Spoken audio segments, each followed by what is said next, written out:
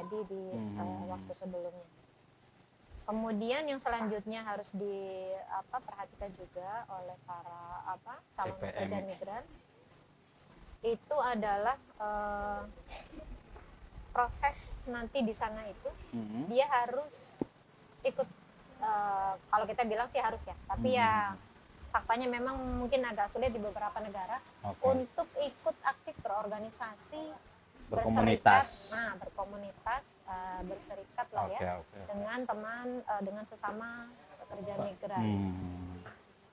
Karena itu akan sangat membantu mereka ketika mereka mendapatkan masalah. Mungkin secara garis besar kalau boleh dikatakan tips lah ya, itu yang bisa dilakukan oleh para calon pekerja migran ketika mereka akan memutuskan menjadi pekerja migran, supaya mereka terhindar dari kekerasan, baik itu pra penempatan, kemudian di masa penempatannya ataupun pasca.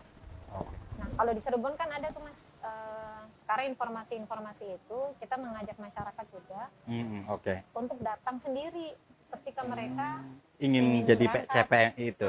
Jangan tergiur dengan bujukan orang ya. Kan sekarang kan banyak tuh yang udah kamu terima beres, duduk aja di rumah, tinggal terima paspornya ini. Nah itu di Cirebon, Cirebon itu termasuk salah satu daerah yang punya LTSA, layanan terpadu satu atap. Nah, dan sekarang per Juni kemarin kita sudah di Cirebon itu sudah di launching juga ada MRC, Migrant Worker Resource Center, MRC. Jadi informasi layanan terpadu terkait untuk layanan pekerja migran yang responsif gender. Jadi kalau LTSA itu lebih ke layanan administratifnya Mas. Yang satu atap itu ya. Itu yang dikerucuk. Kalau di dekat stasiun, nah itu kan ada ya, ada 5 menit lah kalau dari stasiun kalau berkendaraan. Nah itu di sebelah situ ada teman-teman MRC juga yang menyediakan layanan ya. Kalau mau mencari informasi misalnya apa sih harus disiapin kalau mau berangkat, atau justru ketika mereka ada masalah dari keluarganya bisa juga mengadu di situ. Tapi penting nih Mbak, garis bawah juga saya melihatnya begini, di daerah Pantura, dari Kerawang, Subang, Indramayu, Cirebon itu daerah-daerah daerah penyumbang migran, kantong-kantong buruh migran, kantong-kantong migran PMI itu. Nah kadang-kadang yang mempunyai keinginan itu bukan anaknya, tapi orang tuanya. Yang mempunyai impian besar anaknya supaya jadi bekerja di luar negeri. Ada yang begitu lahir sudah dibilang nanti kalau justru kalau lahir anak laki-laki justru nggak semangat. Kalau anak perempuan semangat, karena dia punya impian nanti dia akan ke Arab, ke Taiwan, ke Korea, kira-kira begitu. Nah ini menarik juga, saya kira bukan hanya kepada calon PMI-nya, tapi memberikan pemahaman ke keluarganya. Nah, ini yang penting paling penting. Karena usia-usia setelah sekolah misalnya, itu ya orang tua mendorong untuk berangkat, berangkat. Disiapkan. Iya, betul Mas, sepakat sekali. Jadi memang ada di beberapa daerah yang jadi kayak ikon begitu ya. Iya, betul. Ketika dia berangkat seakan menjadi sebuah prestis begitu, ketika anaknya perempuan dan disiapkan untuk menjadi pekerja migran. Termasuk salah satu iming-iming yang sangat sering kita dengar adalah kalau ke calon yang anak-anak terutama pengen gak naik pesawat terbang, gitu kan, pengen gak keluar negeri, gajinya sekian, pengen gak punya HP. Kalau anak-anak yang istilahnya dari desa, mereka melihat, apalagi sekarang mungkin lihat di tayangan-tayangan televisi, sinetron segala macam dengan gaya hidup yang seperti itu, ya mungkin mereka akan sangat tergiur lah ya untuk berangkat. Nah itu memang yang menjadi tanggung jawab bersama, seperti yang di episode kita sebelumnya, bahwa upaya pencegahan itu tidak bisa dilakukan oleh salah satu pihak, tapi harus semuanya pihak ya. Betul. Sekali lagi yang berperan penting di sini adalah keluarga. Jadi memang kita tidak pernah lelah untuk mengajak para orang tua membuka kembali istilahnya pemikiran bahwa anak itu bukan milik kita sepenuhnya, betul. bukan aset gitu loh, tapi mereka adalah titipan yang mereka juga punya hak, tumbuh kembang dan hak-hak yang lain, dan itu harus diperhatikan supaya itu bisa terpenuhi. Tapi memang informasi itu harus selalu disampaikan dan dimasifkan oleh banyak pihak ya Mas. Ya termasuk yang dilakukan oleh Mubadalah sekarang misalnya.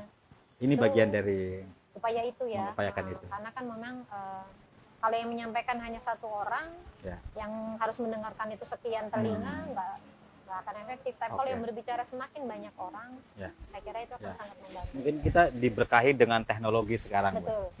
Teknologi. Saya punya pengalaman yang menjadikan dahi ya. Ketika tetangga itu dia menjadi PMI, dulu TKI kali ya. Dia bekerja di Hong Kong, lalu pulang-pulang hanya jasadnya. Lalu juga saudara saya pergi ke daerah PMI, jadi TKI, nggak pulang-pulang sampai sekarang. Nah artinya mungkin sekarang karena ada teknologi, orang-orang bisa speak up juga, bisa contohnya waktu kasus di Cirebon dulu ada ya, yang daerah Panganan itu berapa puluh tahun dia bekerja di luar negeri, sampai dia pulang sampai dia lupa bahasa ibunya dan nggak digaji. Nah mungkin dengan cara ini kita mengkampanyekan sosial Safe Migration Institute dengan cara itu tadi. Nah kita beruntung di teknologi Mbak. Jadi keterbukaan, sisi positifnya. Betul. Nah Mbak, bicara soal Safe Migration.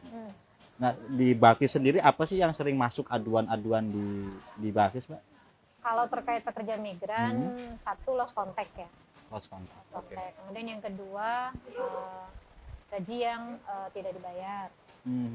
Dan yang ketiga sih biasanya beban kerja yang berlebih. Over ya. Jadi yang tadi saya sampaikan sempat di awal itu, beban kerja itu kan harusnya 8 jam ya. Tapi fakta itu mereka bangun dari jam 3 baru istirahat jam 1 malam atau jam 2 malam. Bahkan beberapa pekerja migran kan ada yang sampai katanya mau istirahat itu harus nyuri-nyuri ke kamar mandi. Bilangnya ke kamar mandi padahal itu cuma lihat gitu loh Mas. 1 jam katanya yang lumayan. Belum lagi kekerasan seksual. Nah itu seringkali dari para pekerja migran kita juga mengajak semuanya untuk mulai merubah mindset yang mereka bilang itu resiko pekerjaan. Padahal bukan. Jadi ketika misalnya mereka menjadi, misalnya ya, taruh kata misalnya percobaan perkosaan. Itu mereka bilang kalau, ya naudzubillah, kalau nggak diperkosa, ya alhamdulillah enggak Mbak. Jadi kalau ditanya Mbak pernah jadi korban kekerasan nggak waktu jadi PMI? Enggak kok Mbak, langsung pertamanya pasti langsung menjawab tidak. Tapi begitu kita ngobrol agak lama, ya pernah sih Mbak, misalnya dikejar-kejar sama majikan. Lah kan kita nanya, dikejar-kejar ngapain Bu?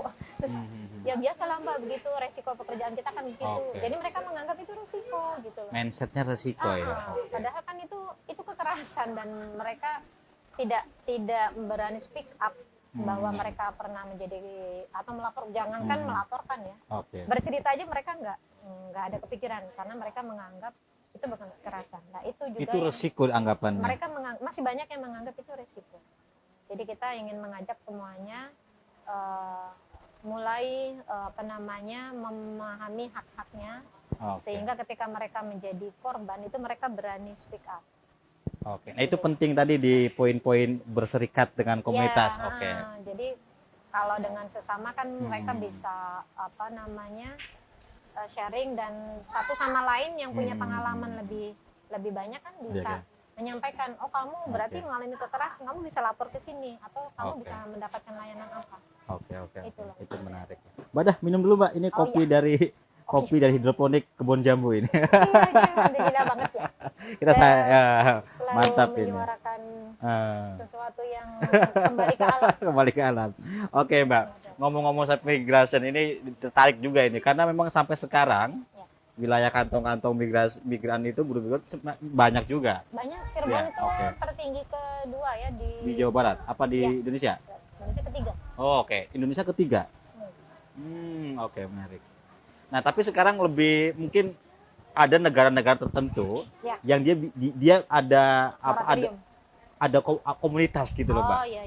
Ada beberapa, saya aktif di YouTube-nya siapa gitu kan, bilang sekarang YouTube para pekerja migran. itu muncul gitu.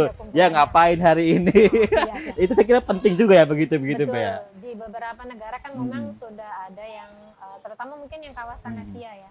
Asia itu sudah ada waktu bagi para pekerja migran itu yang mereka ada kesempatan untuk berserikat. Kalau di Timur Tengah itu Mas, kita juga mengajak masyarakat menyampaikan juga bahwa di Timur Tengah tuh masih moratorium loh. Tapi faktanya banyak yang masih berangkat ke sana. Mbak, sekarang peta-peta rawan.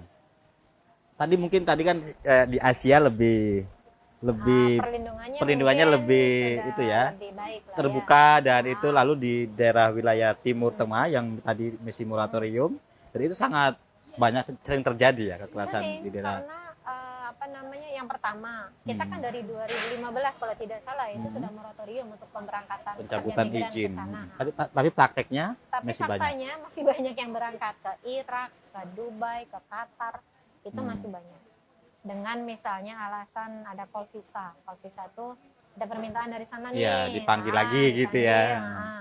Padahal kan ya itu tadi mereka berangkat ke sana biasanya pakai visa turis nih Mas. Sama komite diberangkatkan pakai visa turis. Tapi di sana ternyata mereka bekerja. Nah, kita sih sekali lagi ingin mengajak kepada masyarakat ketika ingin memutuskan berangkat menjadi pekerja migran, cek dulu itu. Kalau dulu kita bilang PJTKI ya? PJTKI. Sekarang itu namanya P3MI. P3MI. Nah, itu harus dicek dulu itu legal atau tidak. Kemudian kalaupun legal, itu dia apakah memang dia masih punya hak untuk beroperasi atau tidak.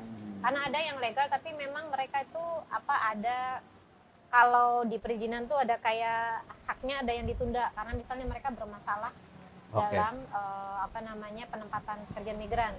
Jadi kayak kalau orang bermain tuh lampu kuning gitu loh Mas dari pemerintah, dari Kementerian Tenaga Kerja misalnya mereka sedang diberi peringatan jadi tidak boleh melakukan operasional. Itu harus benar-benar dicek tuh Mas.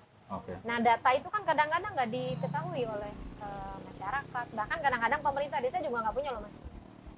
Data P3MI yang legal. Atau yang masih punya hak izin operasi. Kalau peran pemerintah di mana Mbak? Di level daerah, di desa, di daerah itu seperti apa untuk pencegahan kekerasan kekerasan itu? Mesti lemah atau gimana? Oh iya, kalau perannya selama ini sih saya lihat masih belum maksimal ya, karena memang oknum-oknum yang bermain juga itu kan kalau berbicara pekerja migran ya Mas. Pekerja migran, lalu nanti itu berkaitannya dengan trafficking, perdagangan orang. Satu alur gitu ya. Itu kita akan bersinggungan dengan mafia kelas internasional. Jadi sindikatnya itu kelas internasional.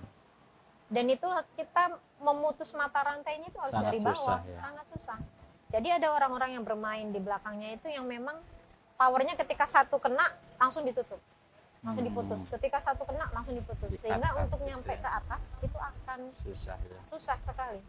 Sehingga memang peran pemerintah desa, di daerah, di pusat itu sangat besar ya. Ya harusnya ya. Tapi kan faktanya